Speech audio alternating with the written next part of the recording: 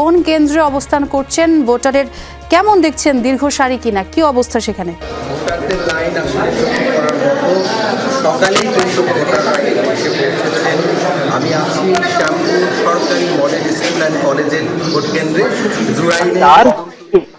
Vote কেন্দ্র, এবং এখানে কিন্তু ভোটারদের লাইন, আইন শৃঙ্খলা বাহিনীর তৎপরতা, এখন পর্যন্ত শান্তিপূর্ণ ভোট অনুষ্ঠিত হচ্ছে।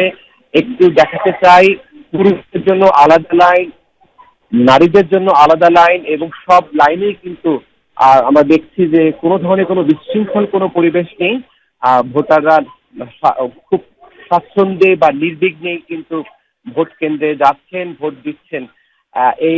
এখানে দেখতেই পাচ্ছেন যে ভেতরে ভোটাররা যাচ্ছেন, নিয়ে ভোটার স্লিপ নিয়ে প্রবেশ করছেন, এবং এখানে এজেন্ট, সেই সাথে কথা বলতেছেন না, যারা সমর্থক আছেন তারাও কিন্তু আছেন। কেউ কোনো অভিযোগ করেনি, কথা বলবেন যে ভোট সুষ্ঠু হচ্ছে। একটু লাইনে আছেন তাদের কথা শুনতে চাই। কেমন দেখছেন ভোট? কেমন দেখছেন ভোট এখন পর্যন্ত? সুষ্ঠু হচ্ছে না, কোনো ধরনের কোনো সমস্যা নেই, কোনো ধরনের কোনো ভয় ভীতি? আমরা ভয় ভীতি